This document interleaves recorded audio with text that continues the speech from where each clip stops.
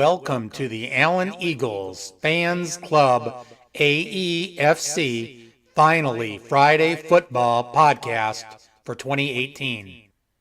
Week 5 of 16.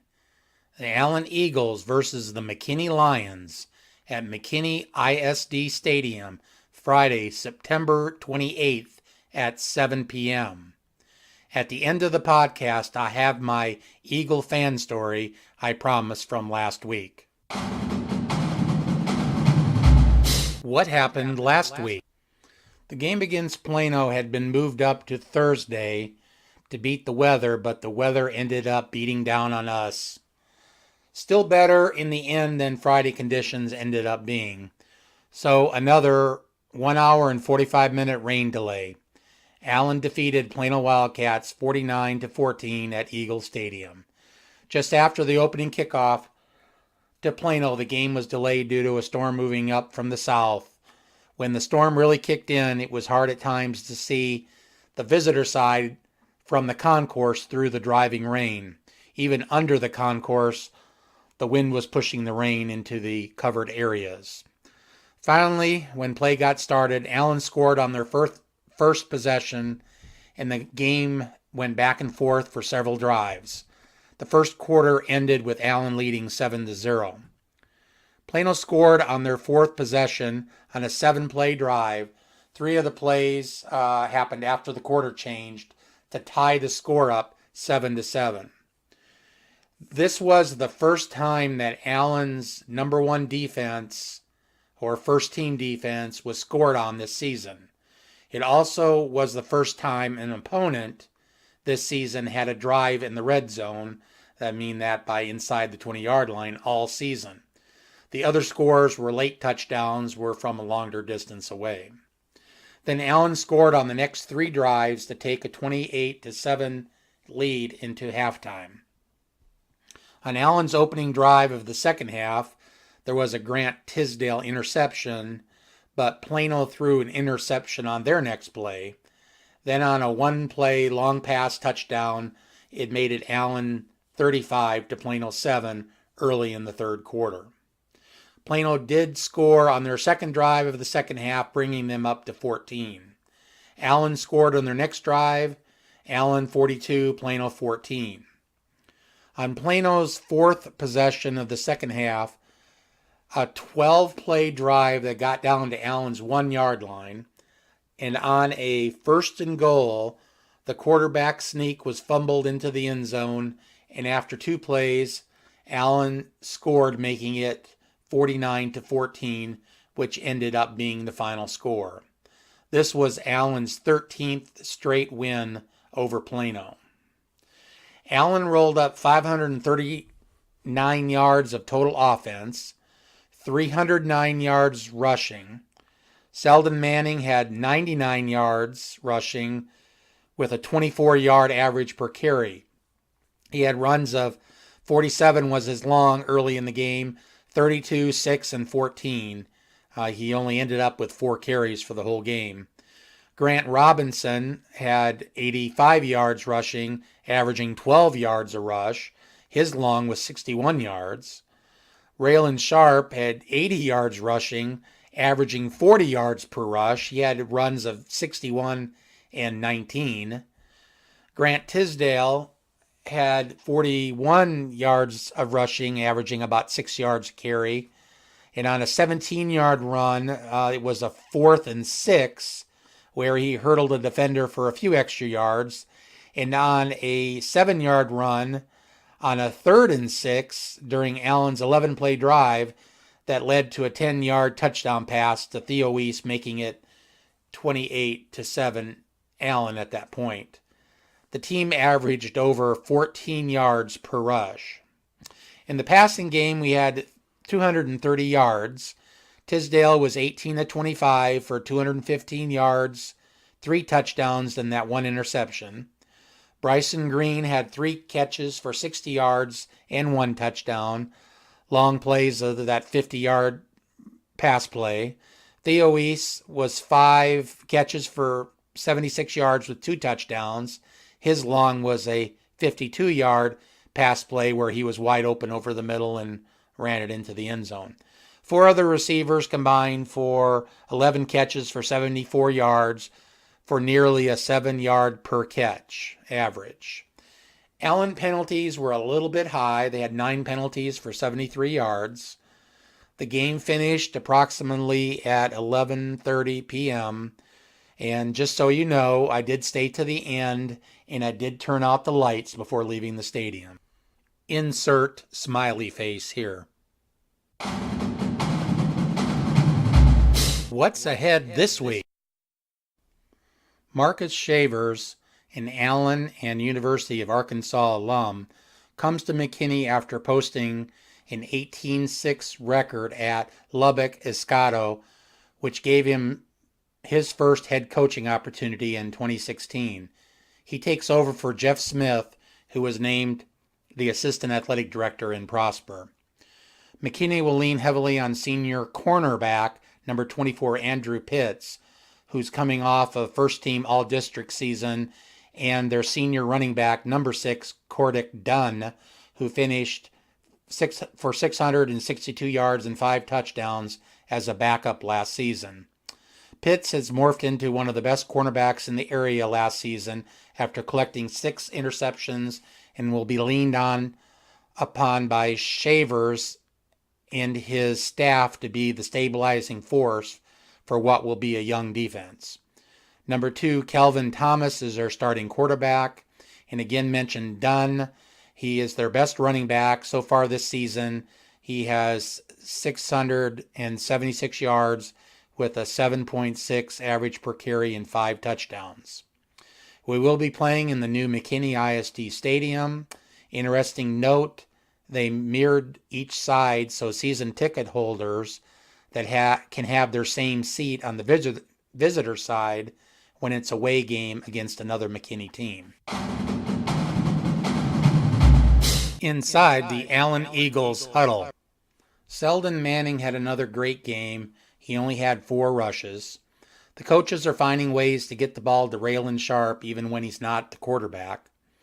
Grant Robinson had a great 61-yard run. Bryceland Green is becoming a great second option for Tisdale. Theo East had another productive game, even though he had 2 opponents covering him most of the night. On the defensive side, they shut down Plano's explosive player Kyron Cumby to just 20 yards running, but he got 53 yards receiving in a short passing game by Plano. Plano had -3 rushing yards in the first quarter and 1 yard rushing as a team at halftime. And Plano had 9 first down plays, and of those plays in the first half, they only got a total of 7 yards on those plays. That's some pretty good defense. Game predictions. Allen cannot take any team lightly. I know this seems to be like an easy game, but Allen needs to continue to grow and work on being better in all phases of the game.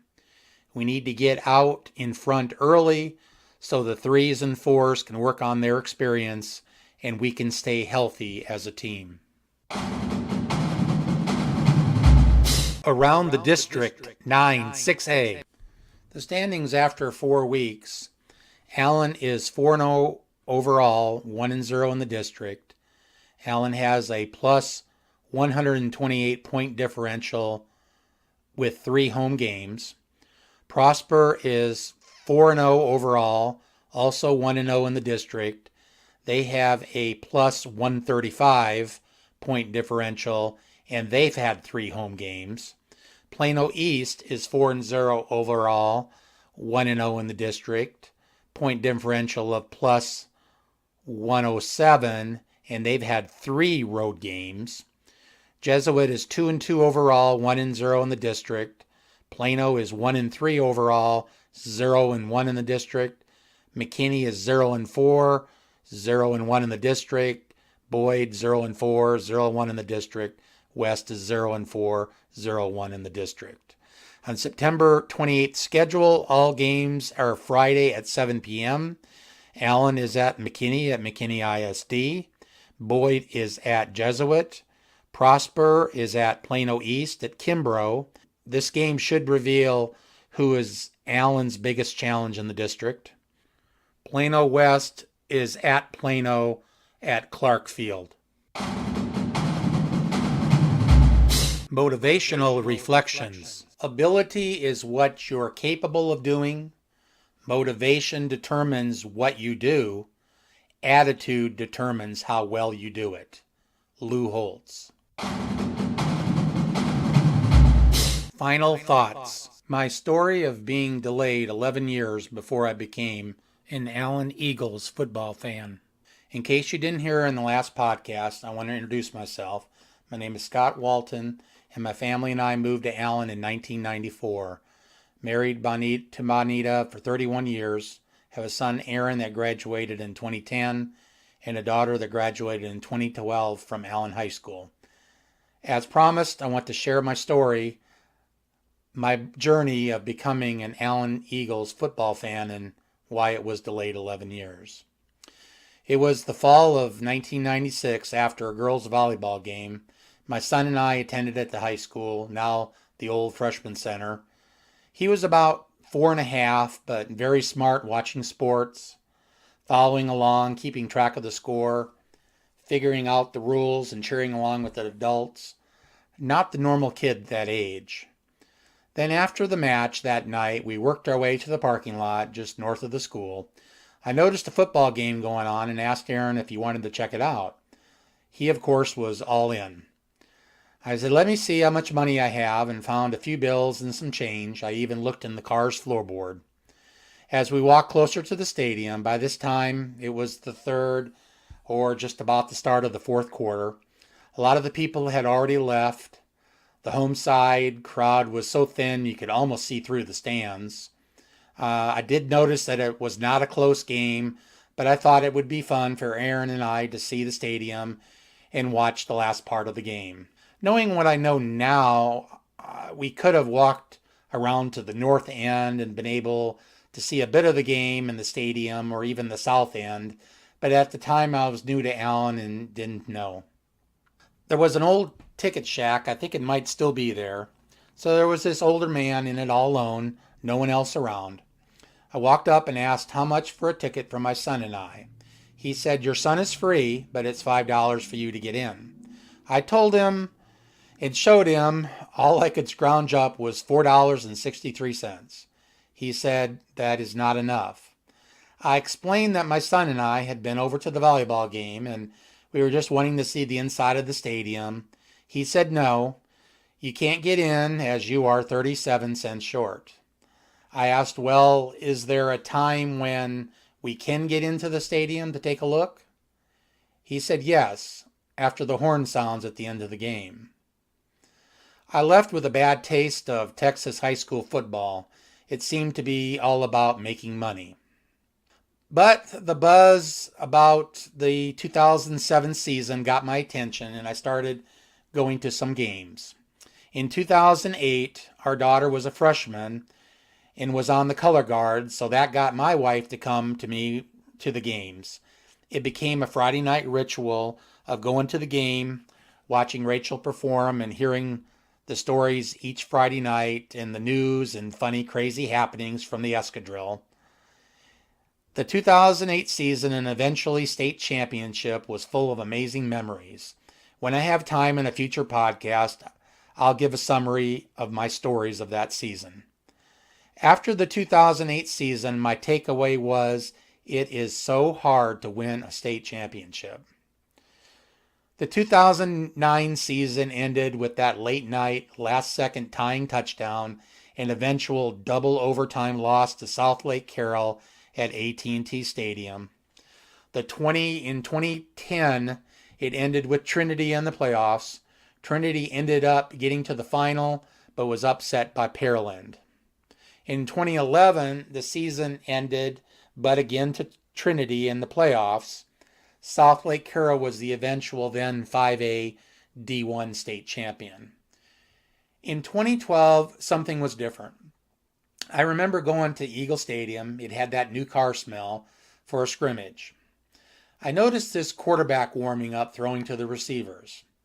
I asked people around me, who is that player for Allen, number 1? I learned that it was a new move-in from Louisville named Kyler Murray. I thought right away he throws like no one I'd ever seen before. When that ball leaves his hands, it is commanded to go to its destination and it gets there with no delay. Finding out later his quickness was also unbelievable. In the years that followed, the Eagle football program has become an annual favorite and expected to win a state championship every year. So I never had those memories with my son as I did with my daughter, especially that 2008 season. So in summary, if you ever see a father with his son 37 cents short, unable to buy a ticket at Eagle Stadium, help him out so they can have a lasting memory together. 37 cents short and 11 years delayed. I hope you enjoyed my story of becoming an Allen Eagle football fan and sharing a few memories along the way. If you have any comments, questions, or topics you'd like us to bring up in the next podcast, comment below. Thanks again for listening to the Allen Eagles Fan Club, Week 5. Go Eagles!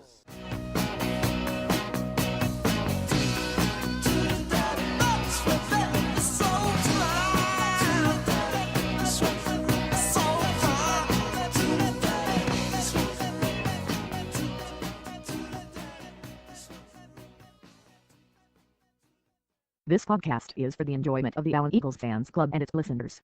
We are not associated with Allen ISD, Allen Athletics Program, or have any direct knowledge of what is presented in this podcast. We gather information from public media, watching practices and games. The information presented in these podcasts are subject to change, error, and the opinion of the Allen Eagles Fans Club.